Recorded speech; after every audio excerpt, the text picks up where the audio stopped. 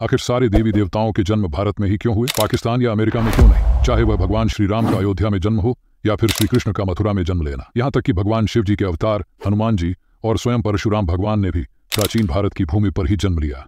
ऐसे में आपके मन में कभी न कभी यह सवाल जरूर आया होगा कि हिंदू धर्म के देवी देवताओं ने भारत में ही जन्म क्यों लिया। दोस्तों, चलिए आज के इस वीडियो में जानते हैं। हिंदू धर्म के प्राचीन ग्रंथों में लिखा है वसुधैव कुटुंबकम, जिसका अर्थ होता है कि यह पूरी दुनिया एक परिवार है। और हमारे सवाल का जवाब भी हमें इसी वाक्य में देखने को मिलता है। जिस भारत को आज हम जानते हैं वह एक समय पूरी दुनिया में फैला था। हजारों साल पहले भारत की सीमाएं चारों ओर समुद्र से जाकर मिलती थीं। इस पृथ्वी पर जहां भी कोई भूमि का भाग था वह भारत का हिस्सा था। उस समय में भारत को जम्बू द्वीप के नाम से जाना जाता था, लेकिन समय के बीतने के साथ साथ जम्बू द्वीप का यह भाग कम होता गया और उसकी सीमाएं भी सिमट गईं। आज से 1000 साल पहले तक भी भारत, जिसे हम अखंड भारत भी कहते हैं, एक बहुत ही बड़े भूभाग पर फैला हुआ था। 11वीं शताब्दी में स्वामी वेदव्यास द्वारा रचित मार्कंडेय पुराण में हमें इस अखंड भारत की झलक देखने को मिलती है, जो आज के अफगानिस्तान, पाकिस्तान, श्रीलंका, भूटान, बांग्लादेश और चीन के बहुत ही बड़े हिस्से तक फैला था। उस समय प्राचीन भारत को मेरु वर्ष के नाम से जाना जाता था। इस समय मेरु वर्ष में कई हिंदू देवी देवताओं का वास था। मार्कंडेय पुराण के अनुसार मेरु वर्ष के पश्चिमी हिस्से में मौजूद हिमाचल पर्वत की श्रृंखला में भगवान ब्रह्मा का वास था, जिसे उस समय ब्रह्मपुरी के नाम से जाना जाता था। इसके अलावा इसी ब्रह्मपुरी के आसपास 8 और शहर थे, जिनमें अलग अलग हिंदू देवी देवता रहते थे। इनमें से एक शहर में देवताओं के राजा इंद्र का निवास था। अब चलिए जानते हैं कि आखिर मेरु वर्ष, जिसे एक समय पर आर्यावर्त भी कहा जाता था,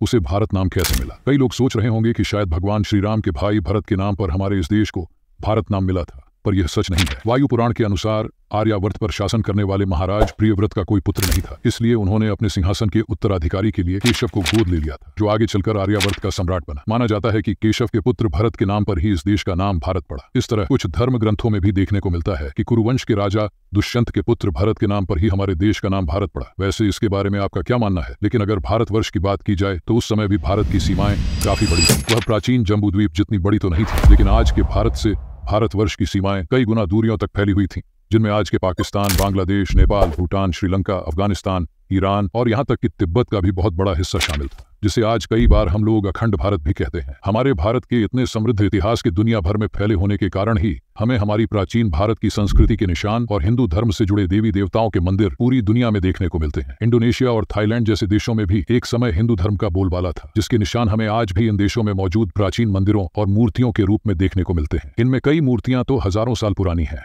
इंडोनेशिया के जावा में मौजूद प्रणवानंद मंदिर इंडोनेशिया के कुछ सबसे बड़े मंदिरों में से एक है, जहां आज भी ब्रह्मा, विष्णु और महेश की मूर्तियों की पूजा की जाती है। यहां पर की गई रिसर्च में यह पाया गया कि इस मंदिर का निर्माण आज से करीब 1200 साल पहले किया गया था। यह मंदिर इतना प्राचीन है कि उसे यूनेस्को की विश्व धरोहर सूची में शामिल किया गया है। इसके अलावा इंडोनेशिया में तमन सरस्वती मंदिर और सिंहसरी शिव मंदिर भी मौजूद हैं, जिन्हें आज भी इंडोनेशिया की सरकार ने काफी संभाल कर रखा हुआ है। इंडोनेशिया के लोग इन हिंदू मंदिरों को अपने देश की धरोहर मानते हैं। इसके अलावा अगर आप थाईलैंड के राष्ट्र चिन्ह को देखेंगे तो आपको समझ आएगा कि थाईलैंड का राष्ट्रीय प्रतीक गरुड़ देवता को बनाया गया है। कुछ समय पहले खुदाई में मेक्सिको में भी भगवान गणेश और महालक्ष्मी जी की प्राचीन मूर्तियां मिली थी, जिससे पता चलता है कि मेक्सिको में भी एक समय हिंदू देवी देवताओं की बड़े पैमाने पर पूजा की जाती थी। इसके अलावा मेक्सिको में ऐसे हजारों प्रमाण हैं जो यह साबित करते हैं कि प्राचीन समय में भारतवर्ष का शासन मेक्सिको तक फैला हुआ था। कुछ इतिहासकार तो यह भी कहते हैं कि मेक्सिको को यह नाम संस्कृत के शब्द मक्षिका से मिला हुआ है। इसके अलावा स्पेन में भी हजारों साल पुराना एक मंदिर मौजूद है, जिसमें भगवान विष्णु की मूर्ति है। हिंदू धर्म के प्रमाण रूस तक फैले हुए हैं। कुछ समय पहले रूस के वोल्गा प्रांत में भी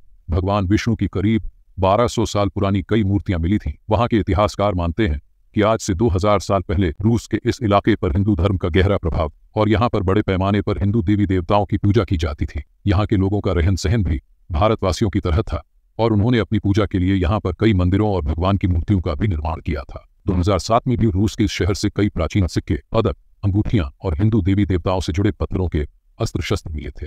कंबोडिया में भी खोजकर्ताओं को कई हिंदू देवी देवताओं की मूर्तियां खुदाई के दौरान मिली थीं। यहाँ पर कई ऐसे हिंदू देवी देवताओं के मंदिर भी हैं, जिन्हें आज भी यहाँ की सरकार अपने इतिहास के तौर पर संभाल कर रखती है। कंबोडिया के लोग मानते हैं कि कंबोडिया को बसाने वाले प्राचीन भारत के राजा कंब महाराज थे और उनके नाम पर इस देश को आगे चलकर कंबोडिया नाम से जाना गया। इन सभी देशों में हिंदू धर्म की इतनी प्राचीन जड़ों को देखकर हम यह कह सकते हैं कि जब हमें हमारे हिंदू देवी देवताओं और हिंदू धर्म ग्रंथों द्वारा भारत का वर्णन देखने को मिलता है तो उनका मतलब केवल आज के भारत से नहीं है, बल्कि उस समय के भारत का मतलब पूरी दुनिया से था। दोस्तों, अब आप समझ पा रहे होंगे कि आखिर जब कभी हिंदू देवी देवताओं की बात आती है तो उन्हें भारतवर्ष से जोड़कर क्यों देखा जाता है, क्योंकि एक समय यह पूरी दुनिया ही भारत से किसी न किसी तरह जुड़ी हुई थी। इसलिए जब हिंदू देवी देवताओं के पृथ्वी पर अवतार लेने की बात आती है तो हमें उनके अवतार भारतवर्ष में देखने को मिलते हैं।